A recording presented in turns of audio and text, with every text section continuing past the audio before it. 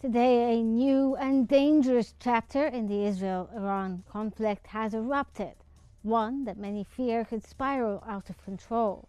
In a dramatic move echoing Israel's surprise attack, the US bombed 3 major nuclear sites in Iran. Following the attack, the US President Donald Trump warned Tehran to, quote, make peace or face far greater attacks. In response, Iran has vowed everlasting consequences and accused Trump of betrayal. This escalation comes as European and global powers continue pushing to revive the negotiations towards a nuclear agreement. But after all this, what options remain for Iran? Can the US be trusted partner in negotiations given the 2 blows to Iran while still negotiating a deal with the US? And how might the latest US intervention shape the future of this volatile conflict? I'm Mohammed Morsi. This will all be discussed here on In Depth. Stay tuned.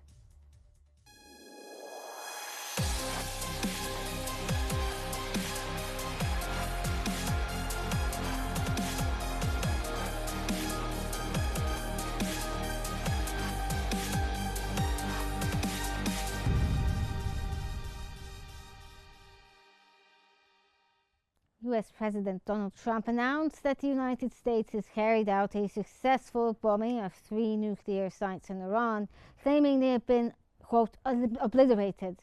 One of the targets was Fordow, a uranium enrichment facility buried deep within a remote mountainside and considered central to Iran's nuclear ambitions.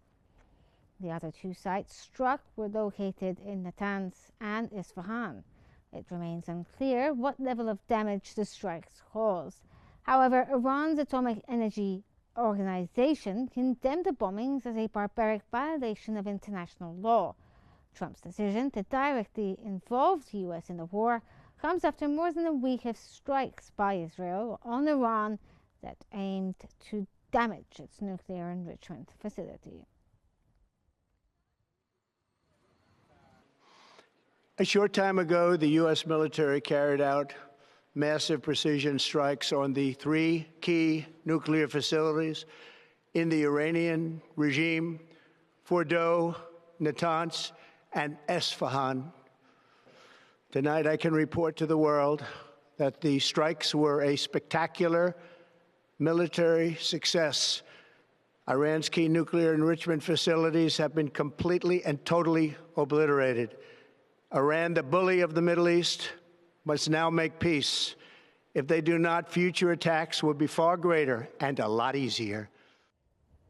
Meanwhile, Israeli Prime Minister Benjamin Netanyahu congratulated the US president, stating that the attacks that demonstrated America has been truly unsuppressed. According to Le Monde, Netanyahu also said that Trump had created a pivot of history that would help lead the Middle East and beyond to a future of prosperity and peace. And this is a direct quote from him. In a separate statement, he noted that the US strikes had been coordinated with Israel and declared that the promise to destroy Iran's nuclear program had been fulfilled. Following the US strikes on Iran, Israel announced that it raised its alert levels, allowing only essential activities until further notice.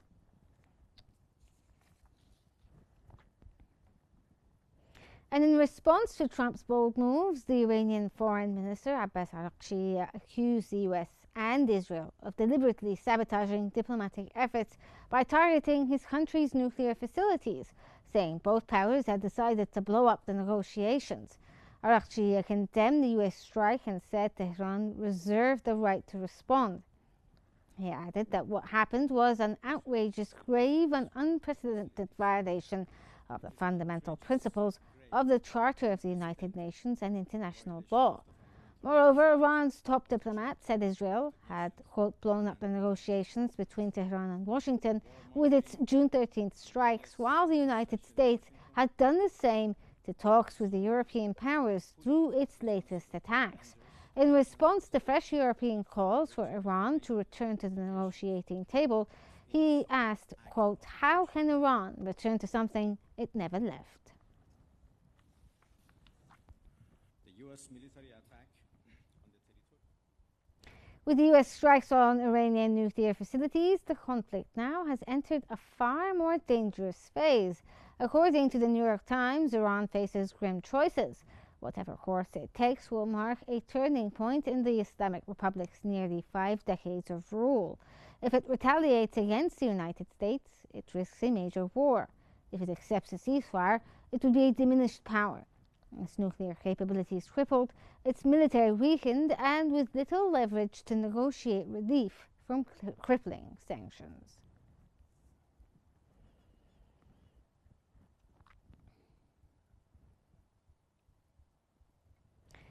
Diving more into the recent developments, we're joined from Washington by Meher Abdelkader, an international political analyst, and from Cairo by Ahmed Sultan, a regional security and terrorism researcher.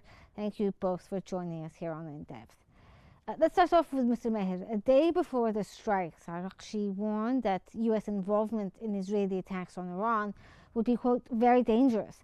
How do you view the latest escalations, and how might this shape the future of the conflict? First, my regards to you and to your audience, number one. Number two, I think, the U.S. is making a fatal mistake by attacking Iran. If we recall, Trump ran his presidency on peace and, making peace with Iran and making peace with Russia and Israel and Gaza and things like that. So right now, what he's doing, he's violating all of his promises. That's on the international front. And the internal front, every promise he did with, the increasing the taxes on foreign goods, plus, the immigration, has been challenged and has been failing. So right now, resorting to this blunt, attack on the nuclear reactors of Iran, he, first of all, sides with Israel, and he is empowering and making Israel a bold country that will never listens to anybody except the USA, not Europe, not the international community, not anybody. That's number one. Number two, it will be so bold that it will overrule any country in the Middle East. Now, I think, this is a major mistake, even though I don't think the nuclear reactors in Iran has been completely abolished or erased. The Iranian people will not be erased also. But it sets a precedent, like you said, sir. It does set a precedent for the conflict. But what are your expectations for the future of this conflict here? I think, Iran has several options. One of the options, if you heard this morning, the Iranian lower parliament voted in closing Hormuz, Strait of Hormuz. Mm-hmm. And they are waiting for the upper house to affirm it. I believe that Iran has a very powerful tool right now of closing the Hormuz Strait. The Hormuz Strait is about 20 to 30 miles. If Iran sank 2 ships in there, the strait will be out of business, number one. Number two, as of this morning, they had indicated that there are 50 huge tankers that were planned to leave the Arabian Gulf. Now they ceased operation. 20 million barrels of oil, they go to worldwide, Europe and China and others. China gets its 50% of oil from that Gulf. So this is a war against the world. Mm-hmm. Is the United States willing to accept this war against the world?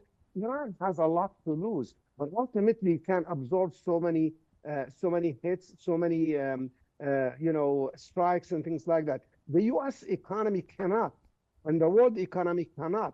China, when it loses 50% of its oil, it cannot sustain that, and it cannot, stop, manufacturing and sending, merchandise to the world. Basically, there's a global effect to what's happening. But let's also get Mr. Sultan's opinion here as well. In your opinion, sir, what are the potential consequences if Iran chooses to retaliate against the U.S., whether it be militarily or economically speaking, like, cutting off the Hormuz Strait?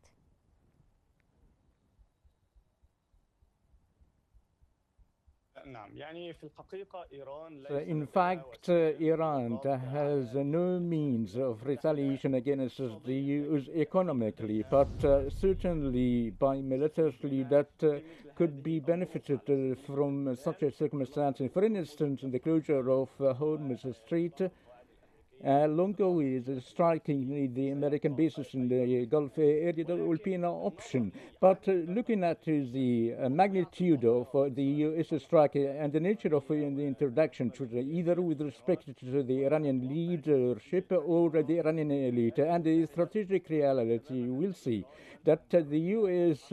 Very much aware that Iran isn't going to be dragged to a comprehensive war, and Iran would prefer the retaliation of very limited.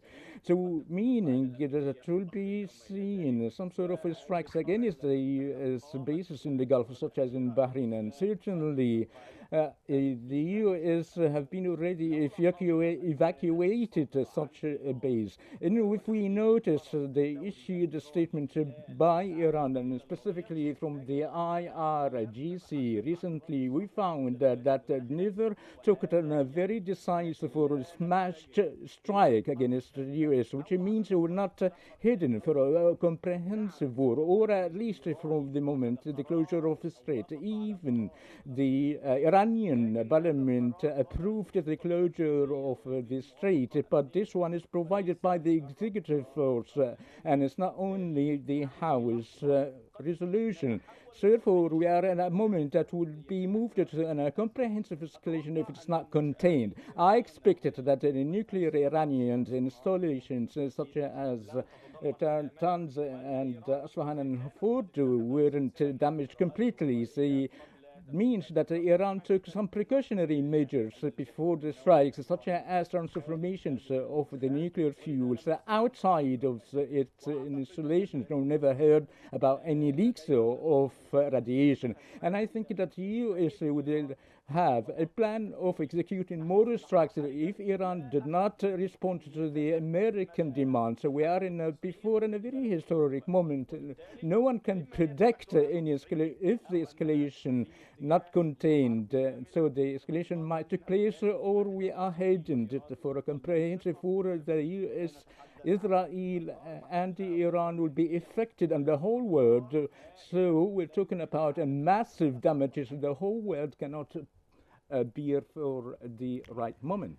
Okay, Mr. Meher, now the New York Times reported that whatever Iran does, it will be a turning point. Why is this moment considered a turning point for the Islamic Republic of Iran, given what Mr. Sultan also talked about, that no one can really predict what's going to happen in the near future? Nobody can predict what's going to happen in the near future, but there are signs that everybody recognizes. First of all, since Iran was established, it's in conflict with the United States when they took hostages, from the embassy, and they stayed over a year, and, the United States had failed, to rescue them. Also, Iran had defeated the United States in Iraq. And right now, there are bases for the United States in North Iraq and in eastern Syria, plus, Kuwait, Saudi Arabia, United Arab Emirates, Bahrain, and other places, like, because they have the ships and things like that in the Arabian Gulf.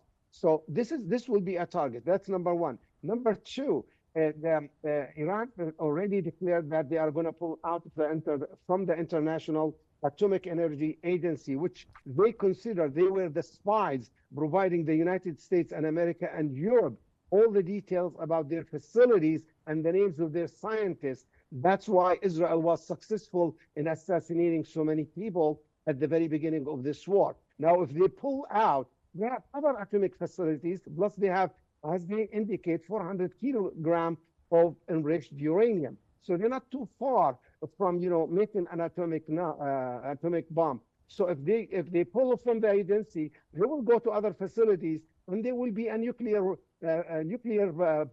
power without the United States knowing, or the atomic energy know about it. So they will be pushing Iran to take drastic measures and expedite the process of making a nuclear bomb. I believe closing Hormuz Strait will be declaring war on the international community. And So, is your belief that there may Trump be other parties that are going to be part of this conflict, or the conflict may somehow widen? will be widened because they have thousands and thousands of short range missiles that they are at close range within all the Arab Gulf, and say they're gonna target them, and they're gonna target all the ships in the Strait of Hormuz and the Arab Sea and the Arab Gulf. So we all remember when Iran hit refineries in Saudi Arabia.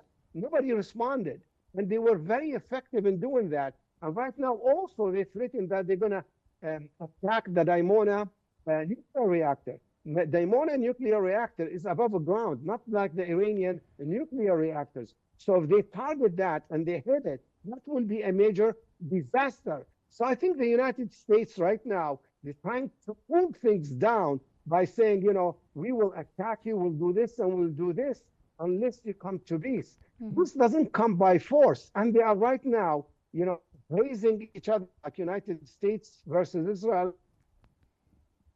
Okay, well, Mr. Sultan, if we can get your opinion here as well, do you believe, as an expert in this field, that Iran may actually, start to target U.S. assets or U.S. bases in the region? Is this a possibility? Wouldn't this be a suicidal mission for the Iranians?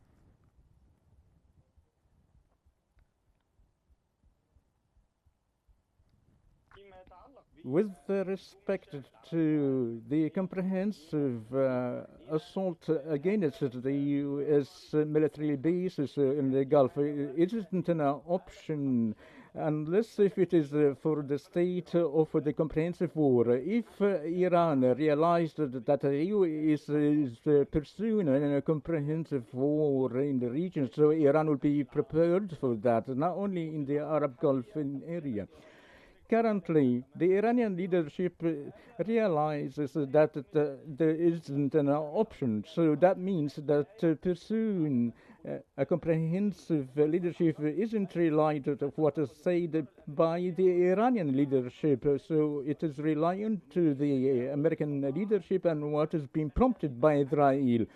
So Netanyahu has already achieved his claim by dragging America into such a war, but has this would lead to the change in the regime in Iran?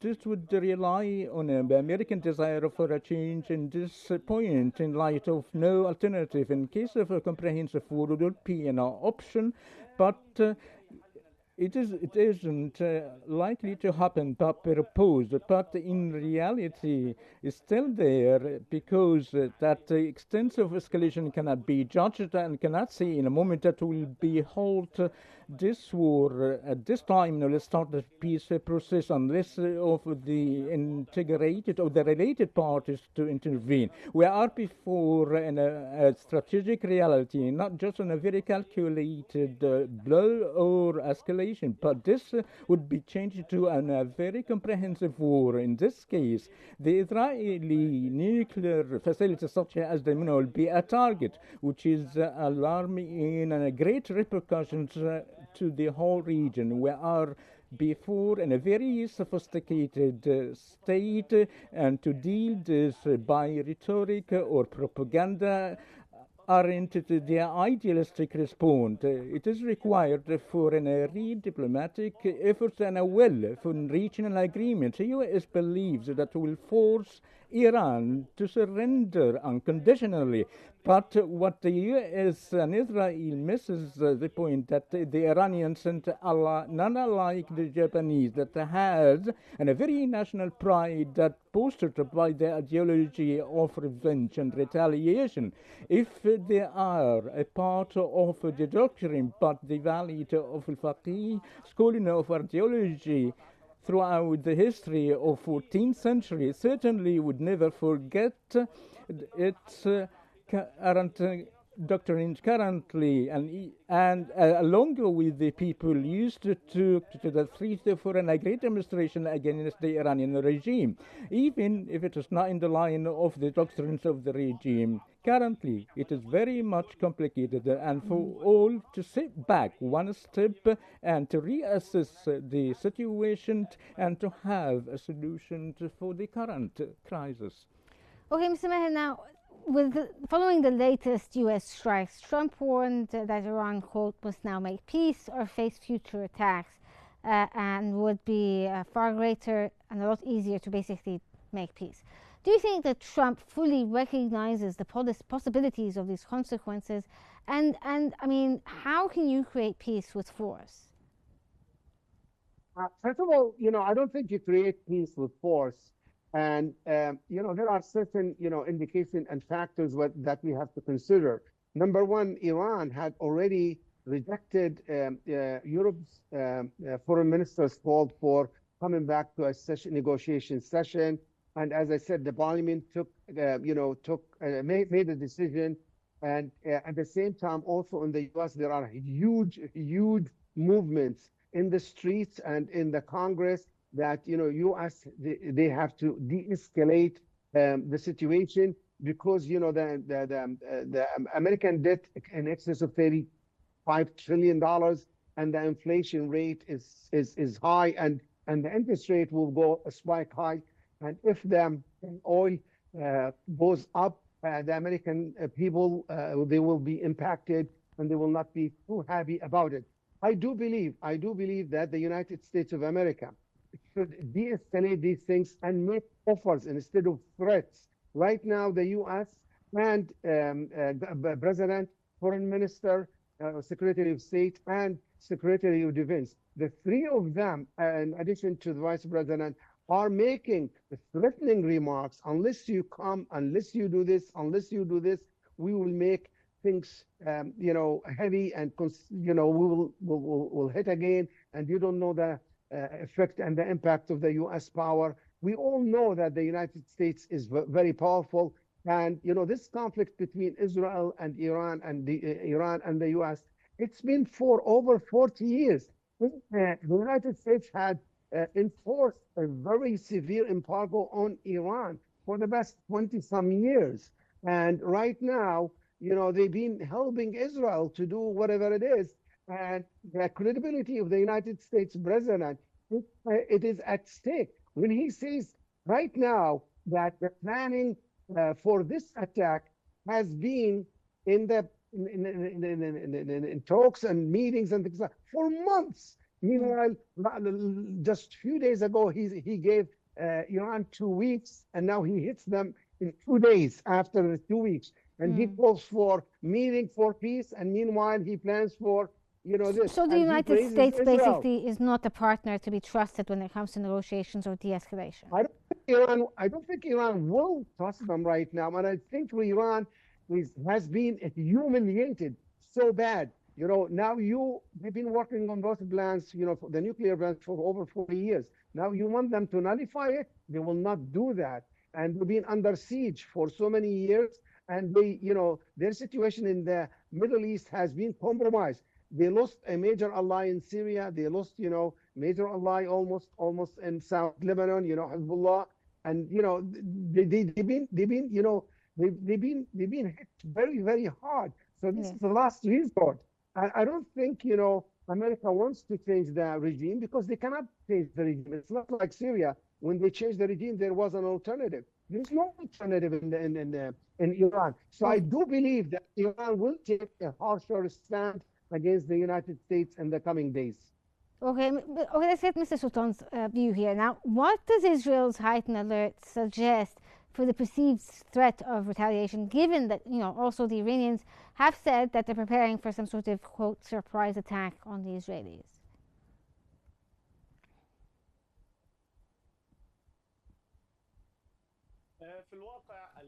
In fact, the Iranians never used its maximum capabilities and power up till this moment. The very scattered launches of the ballistic and supersonic missiles are in a very calculated operations in the purpose of the some sort of attrition to the Israeli capabilities. And we should not forget that the internal front is fully supported to the military operation against Iran. But the Iranians, they have more options and more capable to endure a long-standing attrition war, and ultimately the continuation such operations will pressure the internal front, will generate and prompt the political leadership in Israel and Netanyahu. Mr. Sultan, I have to cut you off there. I apologize for that, but we get your point. Your point is clear there.